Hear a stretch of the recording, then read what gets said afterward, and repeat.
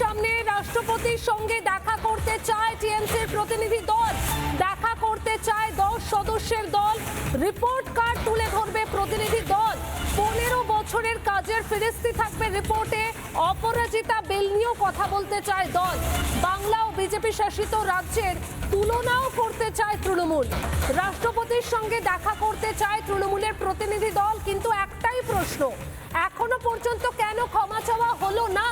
ঘন্টার পর ঘন্টা কেটে যাচ্ছে, যেভাবে রাষ্ট্রপতিকে অপমানিত হতে হয়েছে আমাদের এই বাংলাতে।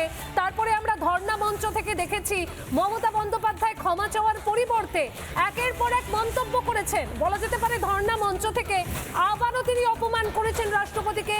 লেজুর বৃত্তি করার কথা বলেছেন মমতা বন্দ্যোপাধ্যায়, এমনকি সর্বোচ্চ সাংবিধানিক পদে আসেন রাষ্ট্রপতিকে বলছেন রাজনীতি করবেন না সর্বোচ্চ পদে বসে। রাষ্ট্রপতির সঙ্গে দেখা করতে চায় তৃণমূলের প্রতিনিধি দল, তারা কাজের খতিয়ান তুলে ধরবে। দেখা করতে চায় 10 সদস্যের দল। এই মুহূর্তে কথা বলবো আমাদের প্রতিনিধি অনুপমের সঙ্গে। অনুপম, 10 সদস্যের প্রতিনিধি দল তৃণমূলের, তারা কাজের খতিয়ান তুলে ধরবেন। অবশ্যই জানবো কি কি তারা তুলে ধরবেন, কিন্তু ক্ষমা চাওয়া কখন হবে?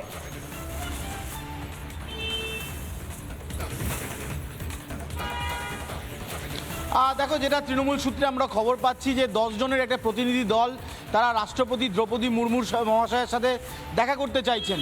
দাবি একটাই যে গতকাল রাষ্ট্রপতির তরফে যে বক্তব্য রাখা হয়েছে পশ্চিমবঙ্গ তরফে বা পশ্চিমবঙ্গ সম্পর্কে এবং এই সাঁওতালি জনজাতিদের উদ্দেশ্যে, তাতে গত 15 বছর তৃণমূল কি ডেভেলপমেন্ট করেছে, কি উন্নয়ন করেছে, মূলত এসটি, এসসি, ওবিসি এবং অন্যান্য যারা রয়েছেন বিভিন্ন সম্প্রদায়, তাদের জন্য গত 15 বছরে তৃণমূলের কী কর্মসূচি ছিল এবং কি জনকল্যাণমূলক পদ্ধতি তারা নিয়েছেন, প্রক্রিয়া তারা নিয়েছেন, এগুলো মূলত 10 জনের প্রতিনিধি দল তারা রাষ্ট্রপতিকে জানাতে চান। যার মধ্যে তৃণমূল সূত্রে খবর যে উল্লেখযোগ্যভাবে লক্ষ্মীর ভাণ্ডারটাকে উল্লেখ করা হবে।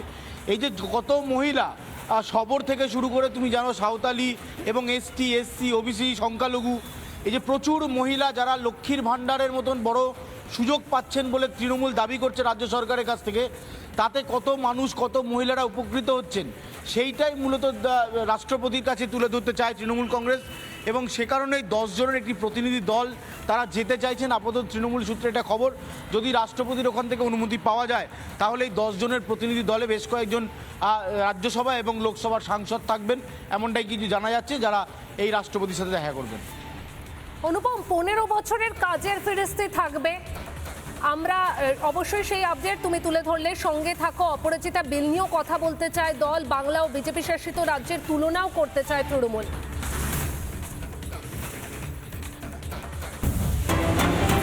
নানা ধরনের কন্টেন্ট দেখার জন্য লাইক করুন, শেয়ার করুন আমাদের ফেসবুক পেজ, সাবস্ক্রাইব করুন আমাদের ইউটিউব চ্যানেল। পাশাপাশি অন্যান্য ব্রেকিং নিউজের জন্য অবশ্যই চোখ রাখুন রিপাবলিক বাংলায়।